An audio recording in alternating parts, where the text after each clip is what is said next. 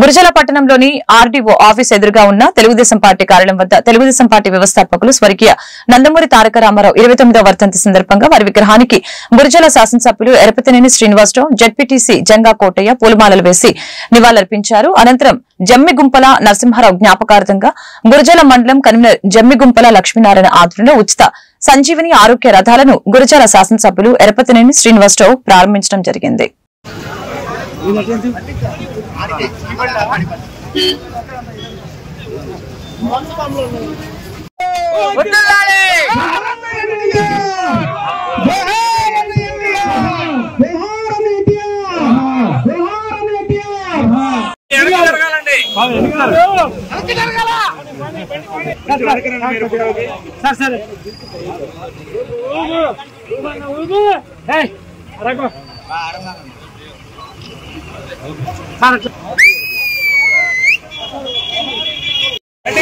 MLA గారి చేతి మీద ఇప్పుడు శ్రీరావు గారికి ఇవ్వడం జరుగుతుంది.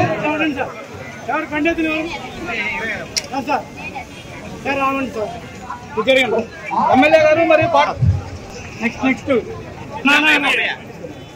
బ్రహ్మయ్య గారికి జరుగుతుంది.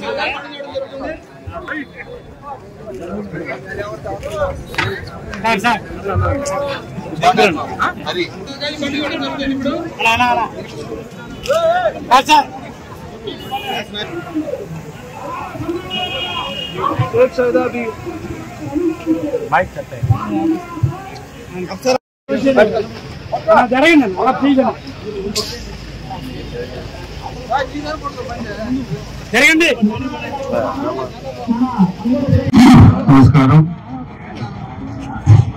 ఈరోజు తెలుగుదేశం పార్టీ వ్యవస్థాపక అధ్యక్షులు మాజీ ముఖ్యమంత్రి వర్యులు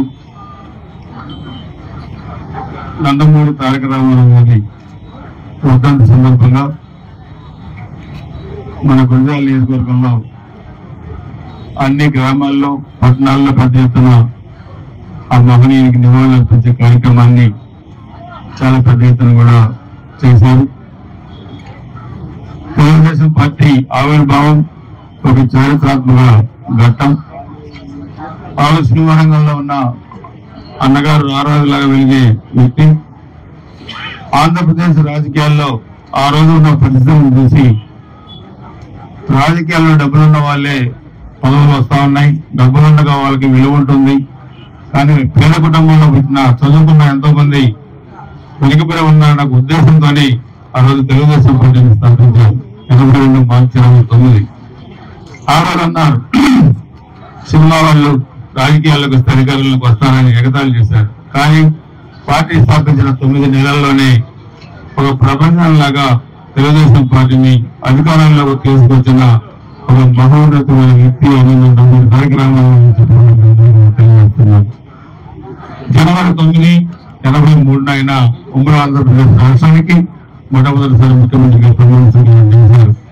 84లో మరి ఆ రోజు చాలా ఇబ్బందికర పరిస్థితులు వచ్చినప్పటికీ మళ్ళా రాజకీయాలు నిలదొక్కుని మళ్ళా అనుభవంలో అధికారంలోకి వచ్చారు. 94 నుంచి చూస్తే అదొక చారిత్రాత్మకమైన ఎన్నిక. మొత్తం ఉమ్మడి ఆంధ్రప్రదేశ్ లో కానీ లేకపోతే 14లో రాష్ట్ర విషయం తర్వాత జరిగిన ఎన్నికల్లో కానీ 2 సార్లు అధికారంలో ఉన్న పార్టీకి ప్రధాన ప్రతిపక్ష హోదా దక్కకుండా ఉన్న సంఘటనలు 2 ఉన్నాయి.